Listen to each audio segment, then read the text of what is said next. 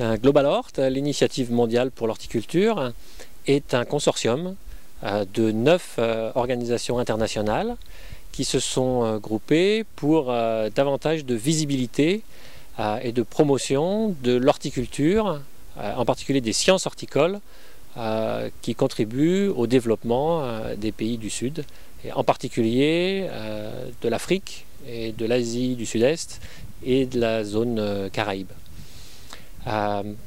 Ces 9 partenaires fondateurs de Global Hort sont donc en premier lieu l'ISHS, la Société internationale des sciences horticoles, qui compte 8000 membres dans le monde entier.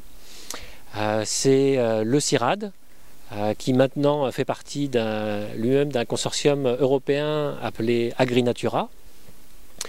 C'est le Centre mondial des légumes, AVRDC, World Vegetable Center, basé à Taïwan, mais qui a aussi plusieurs centres dans différents pays, donc en particulier en Afrique, et qui a accueilli pendant quelques années Global Hort, avant que Global Hort ne vienne s'installer à la FAO.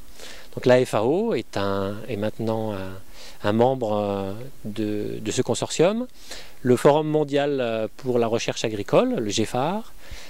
Nous avons aussi des représentants non scientifiques dans ce consortium. Nous avons un représentant des organisations de producteurs, donc anciennement la FIPA, la Fédération internationale des producteurs agricoles. Nous avons des représentants de l'industrie horticole. À présent, c'est la Fédération internationale des semences. Et puis, nous avons donc récemment accueilli au sein du board un représentant nord-américain des relations entre les pays en développement et les universités américaines, qui s'appelle le HortCRISP, pour donc le Collaborative Research Support Program, financé par l'USAID. Les objectifs de Global Hort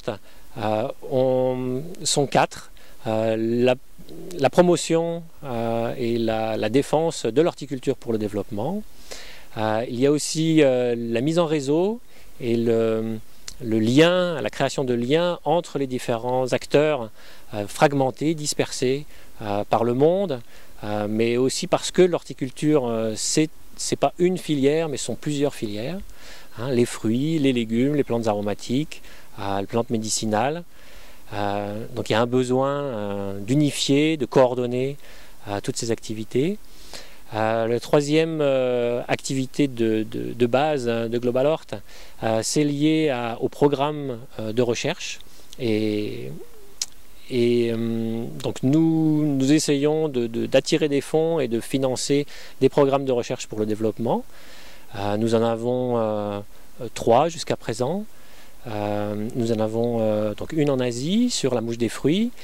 Nous en avons une autre en Afrique liée à tout ce qui concerne la nutrition, l'alimentation, et la valorisation des légumes et des fruits traditionnels, indigènes, en particulier pour la nourriture des femmes et des enfants.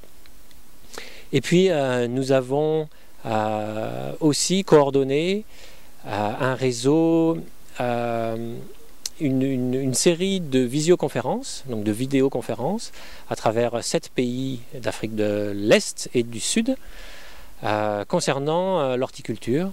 Donc c'était une coordination financée par la Banque mondiale et qui bénéficiait de notre savoir-faire et des réseaux qu'on construisait en Afrique de l'Est et du Sud.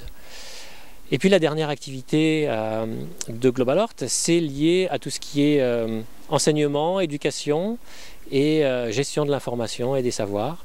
Donc là encore, Global Hort tente, et ça va être l'objectif dans les prochaines années, de renforcer tous les réseaux existants pour renforcer la communication, l'information, et la gestion, la collecte de données et la diffusion de ces données sur l'horticulture, dans la mesure où dans les pays du Sud, l'horticulture, en particulier domestique et régionale, est très informelle, donc très mal connue, très mal documentée. Il a très peu de données. Donc nous voulons travailler à la génération de ces données en utilisant des savoir-faire académiques et non académiques pour y arriver.